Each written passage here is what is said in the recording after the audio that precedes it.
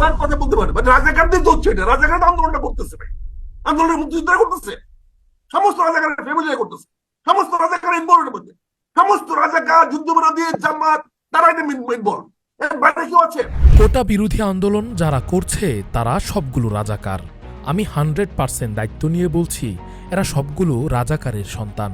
এই আন্দোলন মাঠে মারা যাবে, দেখবনে পোলাপান এক সপ্তাহ পরে কোথায় থাকে, দেখবনে আমরা। কোটা সংস্কার আন্দোলনকারীদের উদ্দেশ্যে সবগুলো রাজাকারের সন্তান বলে প্রকাশ্যে গালাগাল, এক সপ্তাহের আলটিমেটাম ছুরি দিয়ে দেখে নেয়ার হুমকি, এই ভাষ্যই জুলাইয়ের গণ আন্দোলনের সময় ব্যবহার করেছিলেন সাবেক সংসদ সদস্য ও অবসরপ্রাপ্ত মেজর আখতারুজ্জামান। আন্দোলনকারীদের বিরুদ্ধে তার অবস্থান ছিল তৎকালীন ক্ষমতাসীনদের কণ্ঠস্বরের সঙ্গে সঙ্গতিপূর্ণ।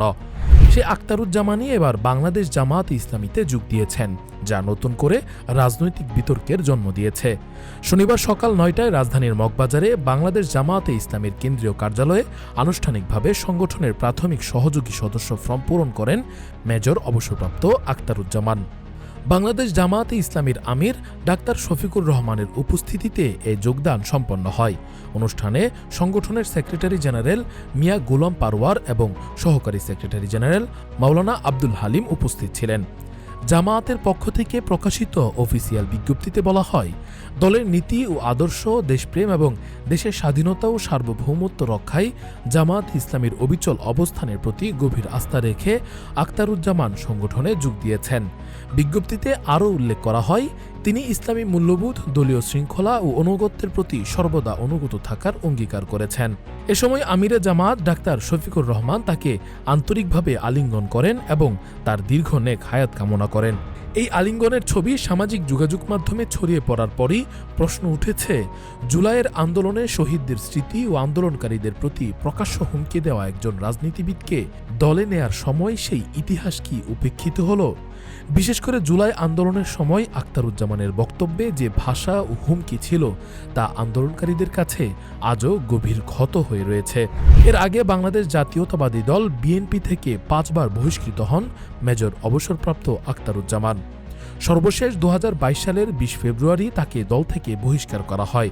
দলে ফেরার সম্ভাবনা ক্ষীণ হয়ে পড়ার পরই তিনি জামায়াতে যোগ দিয়েছেন, এমন বিশ্লেষণ রাজনৈতিক অঙ্গনে শোনা যাচ্ছে।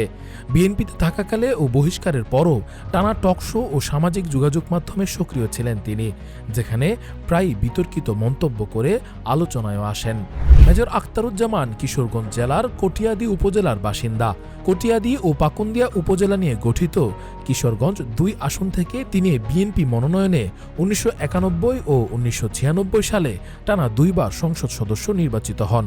একাদশ জাতীয় সংসদ নির্বাচনেও ধানের শীষ প্রতীকে অংশ নিয়ে পরাজিত হন।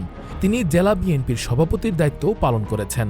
জামায়াতে যোগদানের বিষয়ে মুঠোফোনে সংবাদ মাধ্যমকে নিশ্চিত করেন আখতারুজ্জামান বলেন, আপাতত কিছু বলা সম্ভব নয়, আপনাদের নিয়ে বসবো, খোলামেলা কথা বলবো। তবে তার নিজ জেলা কিশোরগঞ্জে এই যোগদান নিয়ে মিশ্র প্রতিক্রিয়া দেখা গিয়েছে।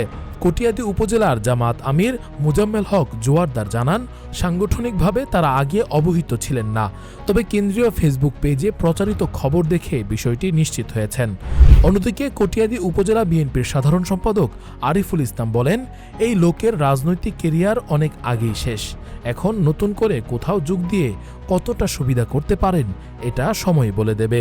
রাজনৈতিক বিশ্লেষকদের মতে, অতীতে জুলাই আন্দোলনের বিরুদ্ধে কঠোর ও অবমাননাকর অবস্থান নেয়া একজন নেতার জামায়াতে ইসলামীতে যোগদান শুধু দলীয় রাজনীতির হিসাব নয়, বরং সাম্প্রতিক গণ আন্দোলনের স্মৃতি ও নৈতিক প্রশ্নকেও সামনে এনে দিয়েছে। রাকিবুল ইসলাম রইস, ফেস দ্য পিপল।